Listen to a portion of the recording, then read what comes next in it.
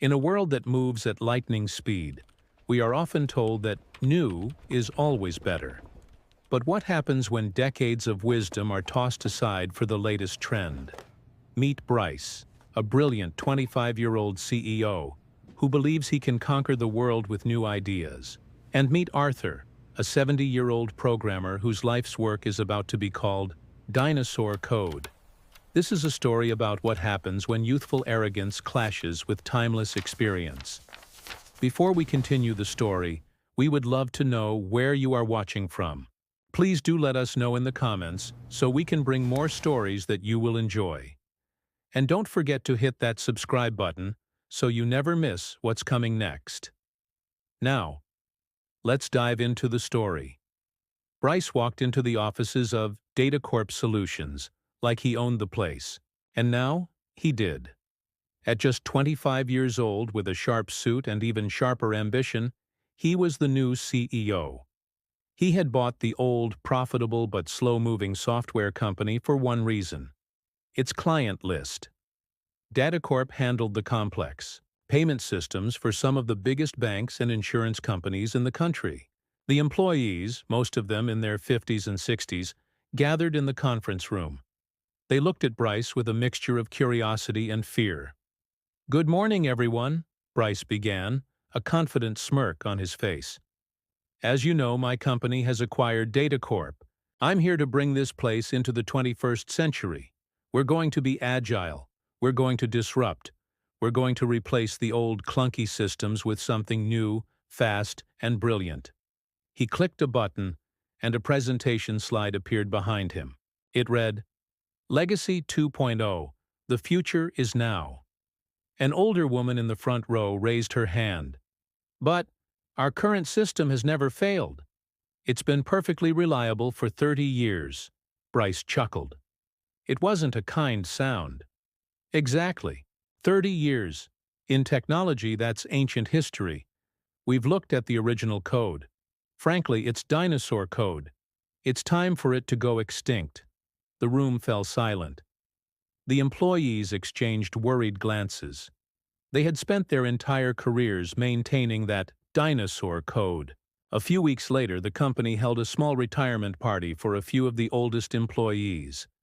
It was there that Bryce met Arthur. Arthur was a gentle 70-year-old man with kind eyes and a quiet smile. He had founded the company in his garage 40 years ago and had written the very first lines of the code that still ran the entire system. He had retired 5 years ago but was invited as a guest of honor. Bryce, holding a glass of sparkling water, approached him. "Arthur, the man who started it all. I've been hearing a lot about you." "I hope they were good things," Arthur said with a warm smile. "Oh, of course," Bryce said, his tone slick and condescending. "It's impressive what you built with the tools you had back then. But we're about to take your foundation and build a skyscraper on it. My team of coders, they're the best in the world. They're rewriting everything from scratch." Arthur's smile faded slightly. "Rewrite it? The entire core logic?" "Every last line," Bryce said proudly. "We're calling it the dinosaur code around the office. It's time to put it in a museum." Arthur was silent for a moment. He looked at the young, arrogant man in front of him and saw a familiar kind of confidence, the kind that comes before a great fall. "Well," Arthur said softly, "dinosaurs were on this earth for a very long time for a reason, young man. They were very, very good at what they did." Bryce just laughed, clapped Arthur on the shoulder, and walked away. He didn't give the old man's words a second thought. For the next 6 months, Bryce's young team worked furiously. The office was filled with the sounds of clicking keyboards, loud music, and energetic shouts. They were building Legacy 2.0, and they were sure it was going to change everything. Finally, the launch day came. They switched off the old system and turned on the new one. At first, everything seemed fine. But then, the calls started. A small bank in Ohio reported that thousands of transactions from that morning had simply vanished. A major insurance company in Texas called to say their clients were being sent bills for the wrong amounts. The new system was not just buggy, it was a catastrophe. It was slow, it was unreliable, and worst of all, it was losing and corrupting client data. The confident energy in the office was replaced by quiet panic. Bryce's star programmers, who had been so sure of themselves, now looked pale and exhausted. They would fix one bug, and two more would appear. The breaking point came a month later. Datacorp's biggest client, a national bank that paid them millions of dollars a year, called Bryce personally. "Mr. Sterling," the bank's president said, his voice cold as steel, "your new system just caused a multi-million-dollar error in our accounts. Our contract has a reliability clause. You have 48 hours to fix this permanently, or we are leaving, and we will be suing you for damages." Bryce's blood ran cold. If they lost this client, his company was finished. He slammed down the phone and ran to the main programming floor. "What is going on?" he yelled. His lead programmer, a young man named Ben, looked up from his keyboard, his eyes red from lack of sleep. "We don't know, Bryce," he admitted, his voice cracking. "We can't figure it out. The old system, it had all these rules, little adjustments and exceptions that aren't in any of the documents. It's like the business logic was baked into the code itself. We didn't understand it." Bryce felt the walls closing in. He had been so arrogant, so sure. He slumped into a chair, his head in his hands. He had failed. Then, Ben said something quietly. "The old-timers, they used to talk about the man who wrote it all. They said he knew the system like the back of his hand. The founder, Arthur." Bryce's head snapped up. He remembered the old man at the party. He remembered his own smug words. He remembered what Arthur had said. Dinosaurs were very, very good at what they did. Swallowing his pride was the hardest thing Bryce had ever done. He found Arthur's number and made the call. The next morning, Bryce drove to a small, quiet house in the suburbs. Arthur was in his garden, calmly tending to his roses. He didn't look surprised to see Bryce. He simply put down his gardening tools and looked at the young CEO. "Let me guess," Arthur said calmly. "The dinosaurs are fighting back." Bryce's face turned red. We need your help," he stammered. "We messed up. Badly. We're about to lose everything." Arthur listened patiently as Bryce explained the entire disaster. He didn't say, "I told you so." He just nodded slowly, understanding the depth of the problem. When Bryce was finished, Arthur looked at him. "I can help," he said. "But my knowledge, my experience, it has a price. I will consult for you, but it will cost you a one-time fee of $1 million.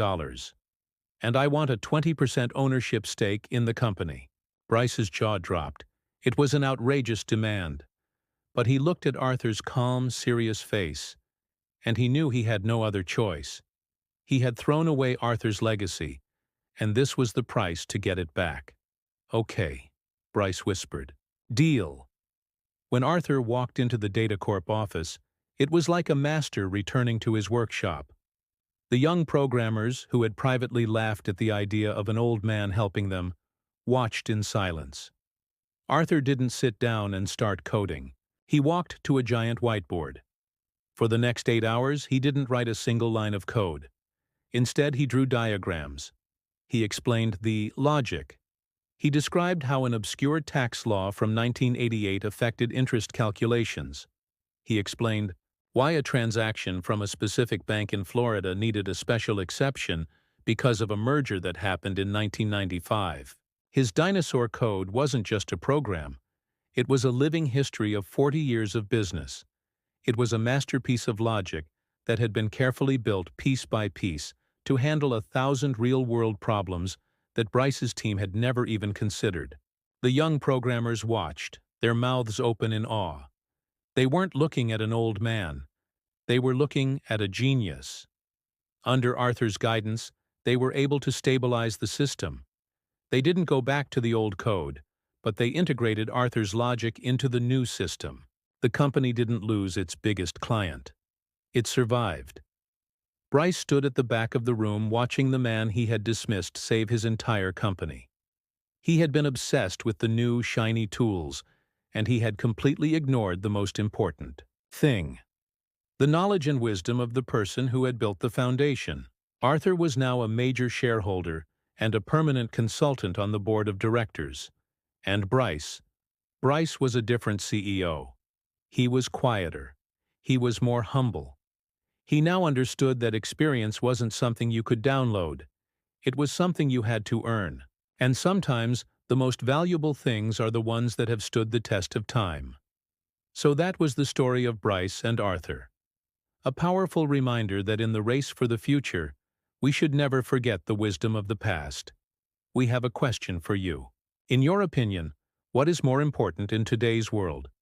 Brand new technology, or decades of human experience? Let us know what you think in the comments below. If this story resonated with you, please hit the subscribe button. It's completely free for you, but it helps us a lot to continue bringing you these stories. Thank you so much for watching. Have a great day.